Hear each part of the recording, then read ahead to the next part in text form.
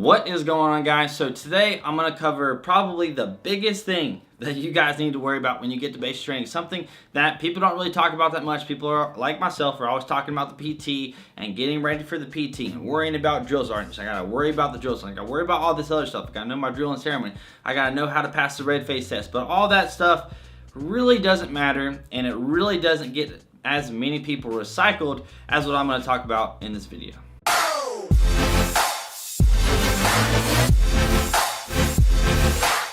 So I've talked in the past about the only way to fail basic training, and really in short for that video, the only way to fail basic training is to quit. But there is other things that you can do to actually not actually make it to the end of basic training. So, there's 200 people that start off basic training day 0.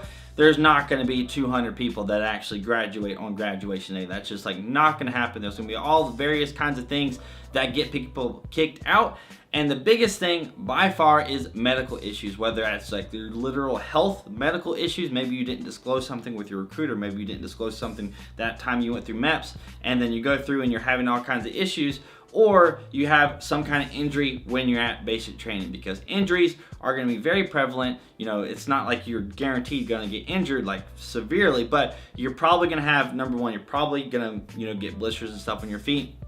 You might even get microfractures in your shins and your hip. And these minor injuries are the huge, big things that you need to worry about whenever it comes to basic training and graduating on time, because you can get recycled. People get recycled all the time for medical issues because a couple of reasons. Really, they're not being very careful, so they're not taking care of their feet. I made a video recently about how to take care of your feet and how to prevent foot injuries. Definitely check that video out, because if you don't really know that much about rucking or how to take care of your feet, it's going to benefit you a lot so that your feet aren't bleeding, and that might cause you to get recycled if you can't walk because your feet hurt so bad. So that's definitely something you should check out.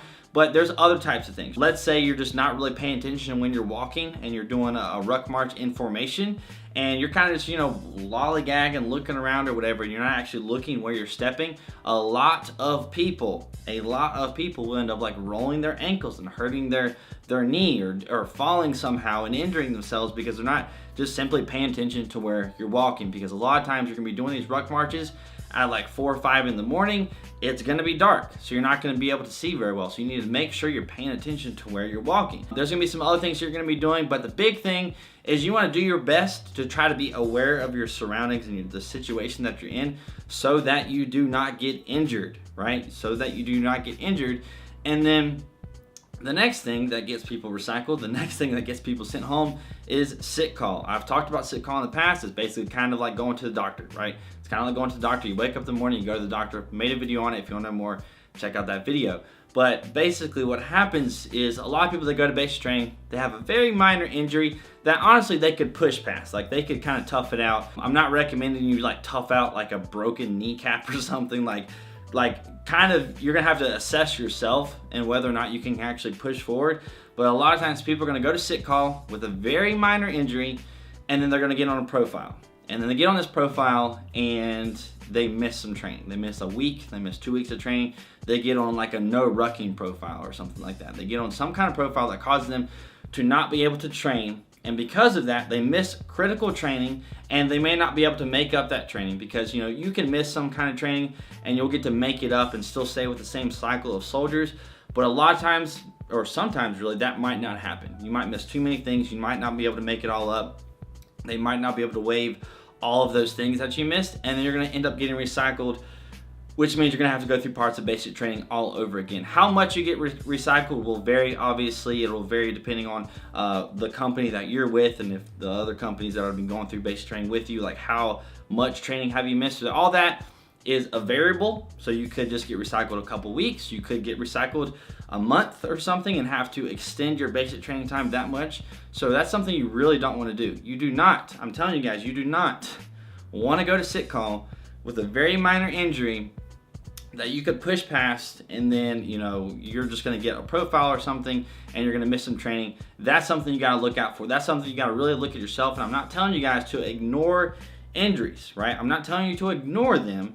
I'm telling you to kind of self-assess yourself and see whether or not you can kind of push through. If you are towards the end of basic training and you think you can kind of tough it out until you get to AIT and then go to sick call, definitely do that. Because of all the physical activities and rucking and walking and stuff you're going to be doing, a lot of people are going to end up getting like micro fractures in their hips, which is a big deal. If you go to sit call and you complain about your hip hurting, like that is kind of like a you're gonna get sent home kind of injury. Like if you have some kind of minor injury and you complain about your hip, if there's like a micro fracture in your hip, they might literally send you home and be like, oh, you know, if you keep doing this, if you keep rucking and all that stuff, your hip's gonna like snap in half.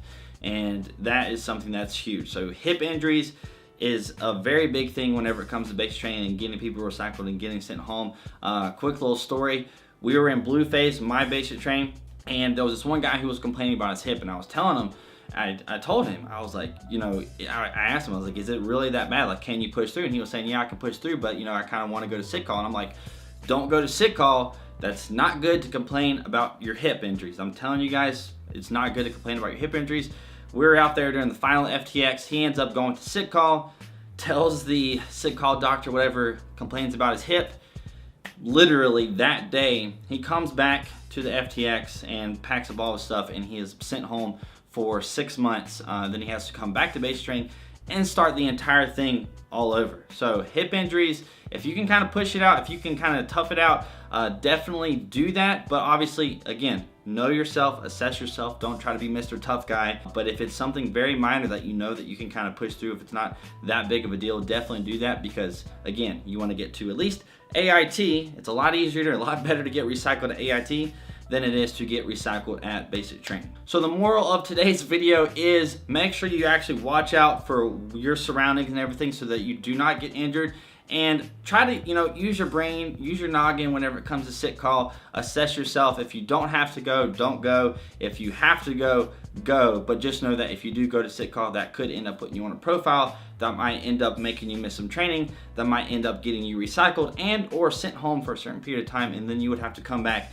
and start all over. From my understanding, if you ever do get sent home from basic training, whenever you come back, you're gonna have to start everything over, right? So if you get recycled or sent home like the last day of basic training, you come back, you're gonna have to do that all over again. So keep those things in mind, guys, right? So more so than the PT, I'm gonna fail the PT test, more so than worrying about the drill sergeants, more so than really, the land nav or anything else, make sure you are aware of your situation so that you do not get injured, because those little minor injuries are going to be what trips up the majority of people that have issues at basic training. So that's going to be it for this video. I hope you guys enjoyed it. If you did, hit that like button. That'd be awesome. If you want to check out some more of my videos, hit the subscribe button. That would be even better. Follow me on Instagram and Snapchat if you haven't already. I hope you guys have an amazing freaking day, and I'll see you a little later.